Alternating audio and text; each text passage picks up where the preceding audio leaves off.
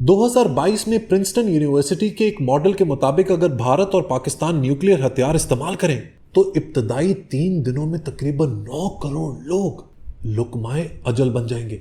लेकिन आपने ये बात याद रखनी है कि ये 9 करोड़ लोगों की अमवात डायरेक्टली न्यूक्लियर हमले का नतीजा होगा।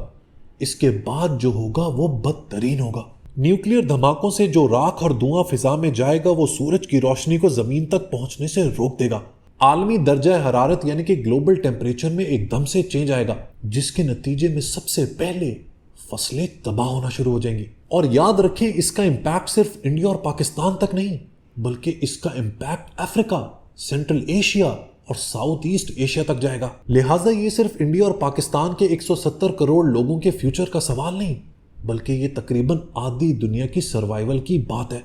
न्यूक्लियर जंग के नतीजे में मुआशी तबाही की बात करें तो इस वक्त पाकिस्तान का कुल जीडीपी है $375 बिलियन, जबकि इंडिया का है तकरीबन $3.7 ट्रिलियन।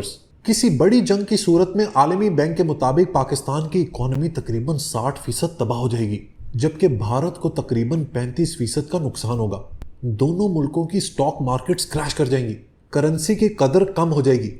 और याद रखें, ये वो दौर होगा जब आईएमएफ और वर्ल्ड बैंक जैसे बड़े इंस्टीट्यूशंस भी इन दोनों मुल्कों को नहीं बचा पाएंगे। ये जंग दोनों मुल्कों के समाजी हालात पर क्या इफेक्ट करेगी, जरा इसके बारे में भी बात कर लेते हैं। अगर कराची, लाहौर, दिल्ली या मुंबई जैसे बड़े शहरों पर एटमी हमला होता है तो एक ही लम्हे में 10 से 15 लाख लोग मारे जाएंगे। अस्पताल जो पहले ही दोनों मुल्कों में नाकाफी हैं, तबाह बर्बाद हो जाएंगे।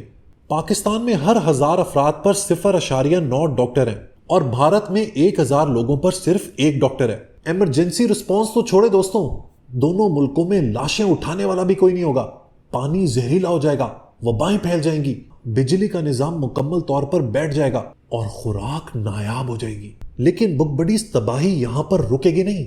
जो लोग बच जाएंगे ना, उनकी जिंदगी मौत से बदतर होगी।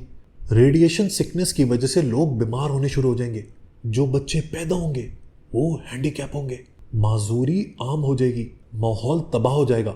और सबसे बड़ी बात यह कि ये जंग दोनों कौमों में नफरत की एक ऐसी लहर दौड़ाएगी जो कई आने वाली नस्लों को वैसे ही तबाह कर देगी।